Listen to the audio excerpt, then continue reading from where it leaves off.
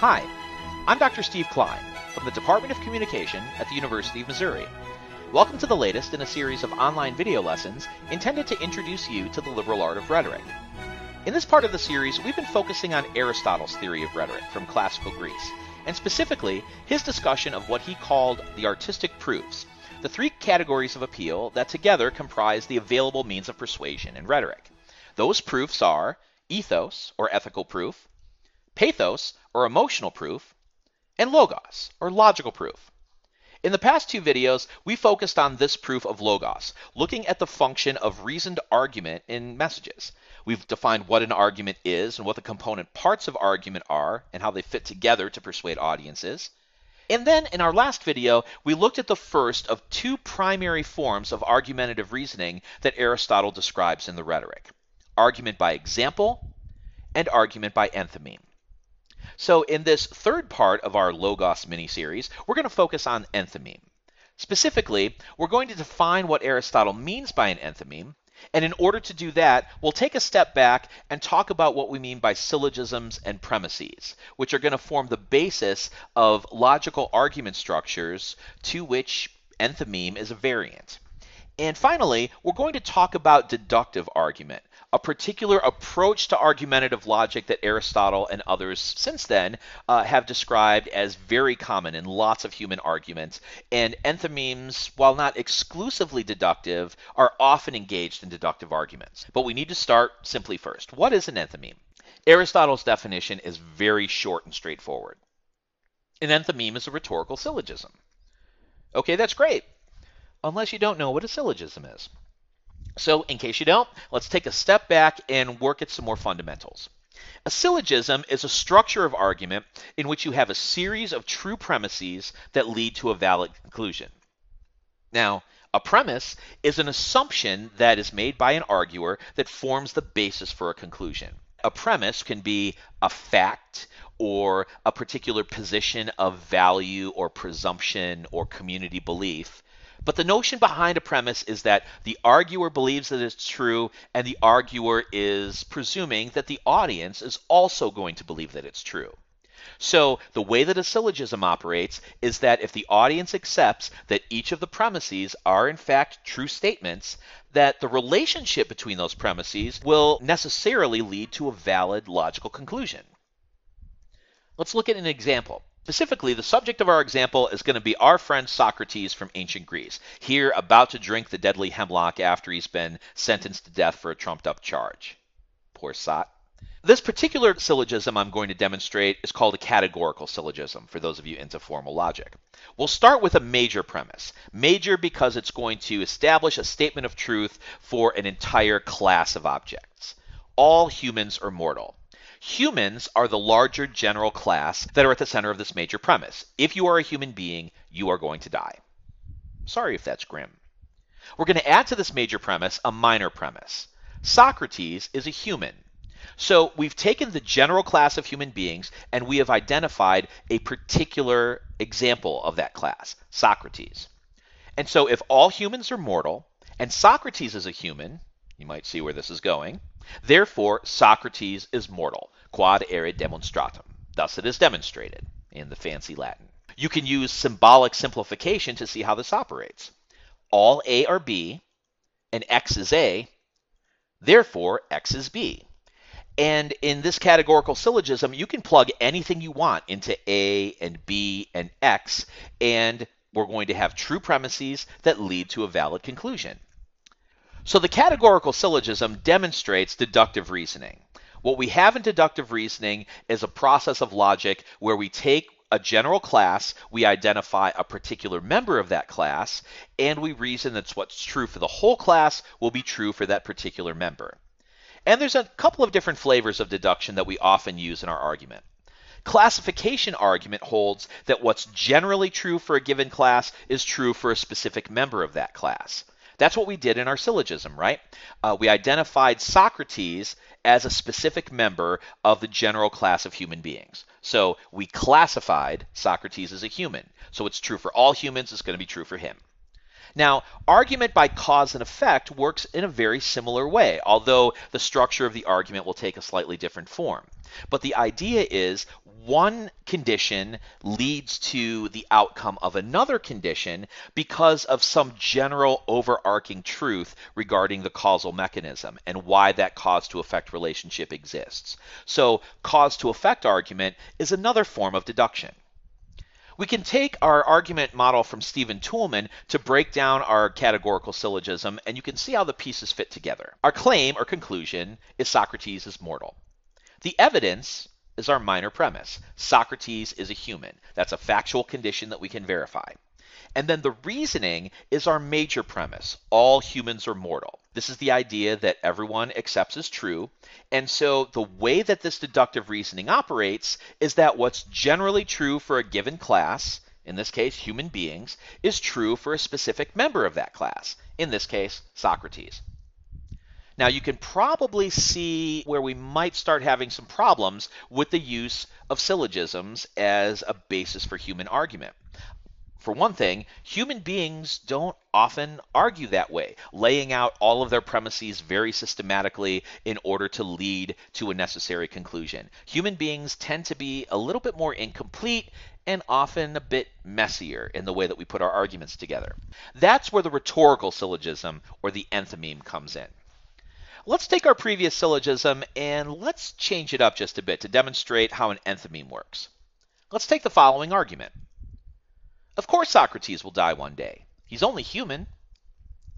Now, this argument contains less textual information than the syllogism we looked at a little while ago, but the argument is exactly the same. Take a look at it, we'll see all the components, right? We have the general class of human beings, we have the specific member of that class, Socrates, and we have the factual condition that applies both to the general class and the specific example, that human beings, including Socrates, will die one day.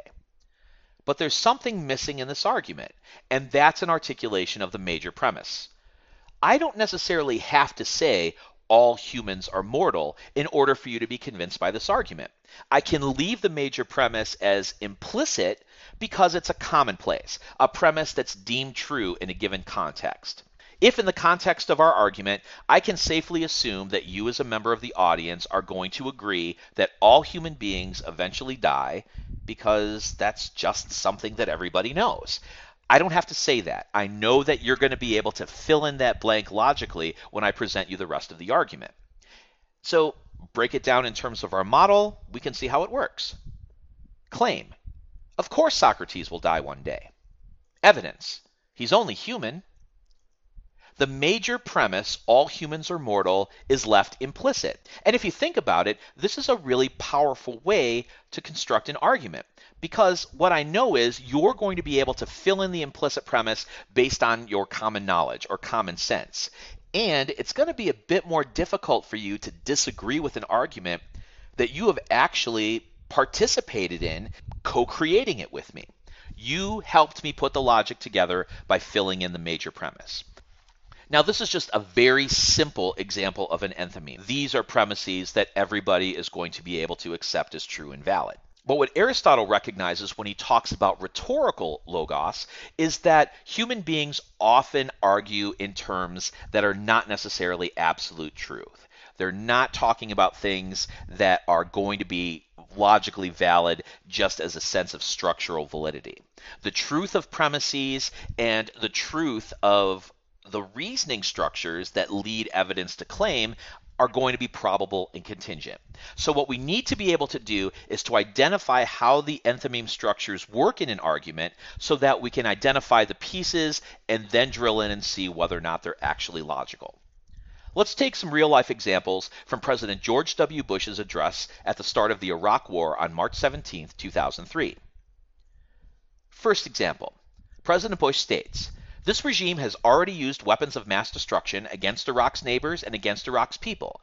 The regime has a history of reckless aggression in the Middle East. It has a deep hatred of America and our friends, and it has aided, trained, and harbored terrorists, including operatives of al-Qaeda." A little bit later on in the same section of the speech, he says, "The danger is clear. Using chemical, biological, or one day nuclear weapons obtained with the help of Iraq, the terrorists could fulfill their stated ambitions and kill thousands or hundreds of thousands of innocent people in our country or any other." Okay, so what is the enthymeme that President Bush is setting up with these passages? We have here an example of an argument from cause, one of the flavors of deductive argument that enthymemes commonly are used to construct. Here's our claim. The threat of an Iraqi weapons of mass destruction attack against the United States is real. Now, the evidence that is used to prove this causal argument are two premises. First, the Iraqi regime has dangerous illegal weapons of mass destruction. And the second premise is that the Iraqi regime hates the United States. And they're in close concert with terrorist organizations who also hate the United States. And so we have the following reasoning that President Bush leaves as implicit. Iraq uses weapons of mass destruction regularly against its enemies. And so, first of all, it should be noted that this premise is implicit with regard to the specific passages that we just looked at. Now, it is the case that in the actual speech that President Bush presented, there's another section of the speech where President Bush actually makes a more explicit case through argument establishing the truth of this premise, that Iraq uses weapons of mass destruction regularly against its enemies, in the region, against dissenters that are Iraqi citizens, and so forth. But anyway, this is the major premise. What we now have are minor premises in the factual evidence. Iraq has these weapons, and Iraq sees the United States as an enemy. So the way that the causal argument is going to operate is that if you are an enemy, Iraq is going to use the weapons against you. And the United States is an enemy of Iraq. Therefore, we have a very real threat that Iraq, as a consequence of us being their enemy, is going to use the weapons against us. Now, in order for this causal argument to operate, remember, we need to look at these premises and to see to what extent they're actually true and reasonable. So, if we look at the premise, Iraq uses weapons of mass destruction regularly against its enemies, as I mentioned, there's another section of the speech where he establishes those particular claims. Now, he doesn't use documentary evidence in the speech to prove this. What he's counting on is the common knowledge of the American public, the American media, the global community, to recognize that historically, Iraq has in fact used chemical and biological weapons, for instance, against the Iraqi Kurds, Iran's military during the Iran-Iraq War some years back. And so he doesn't have to provide that specific information because he can be pretty confident that the American public will be aware of this historical fact. But then when we look at the other premises, we have to drill down just a little bit. Does the Iraqi regime have dangerous illegal weapons of mass destruction? At another point in the speech, President Bush makes that argument, but as we subsequently discovered after additional investigation, we actually found that the Iraqi regime did not, in fact, have dangerous illegal weapons of mass destruction at the time that President Bush made this speech and the U.S. went to war with Iraq. They used to have them, and they did use them against their enemies, but in 2005, they just didn't have them. So, even if the premise that the Iraqi regime hates the United States and would be very willing to use them against us or to give them to terrorists to use against us, this deductive cause argument, while structurally reasonable, factually is illogical because the regime did not, in fact, have dangerous illegal weapons of mass destruction. Okay, let's take one more example of enthymeme used by President Bush. He states, "The United States of America has the sovereign authority to use force in assuring its own national security. Recognizing the threat to our country, the United States Congress voted overwhelmingly last year to support the use of force against Iraq." In the same section of the speech, Bush also says, "On November 8, 2002, the Security Council unanimously passed Resolution 1441, finding Iraq in material breach of its obligations and vowing serious consequences if Iraq did not fully and immediately disarm." Okay, so based on these passages, what sort of enthymeme can we identify?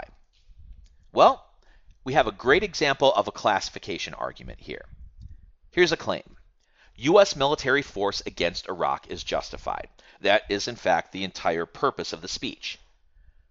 Evidence.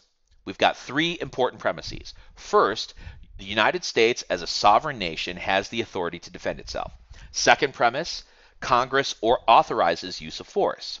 Third premise, the United Nations Resolution 1441 authorizes the use of force as a consequence if Iraq doesn't comply with WMD disarmament.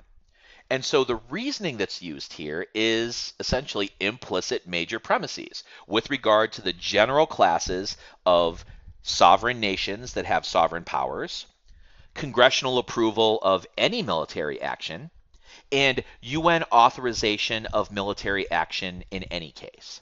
So if you're a sovereign nation, you have the right to defend yourself, always. If Congress approves military action against a nation, then from a legal and constitutional standpoint, that action is justified. And if the United Nations authorizes military force against a nation, then it's okay to use that force because you're not going to be in violation of international agreements or international law. So we can assume, as Bush does, that he doesn't necessarily have to say these things out loud because the national and international audience will take those as a given. They'll use that implicitly to fill in the blanks of the enthymeme. What we do have to drill down into, however, are the pieces of evidence, the minor premises, are they accurate? Well, the United States does in fact have the authority to defend themselves because the United States is a sovereign nation. However, this authority to defend themselves is going to depend on whether or not the United States is actually being threatened. It's important to remember that what happened when the Iraq War started was that the United States attacked and invaded Iraq first.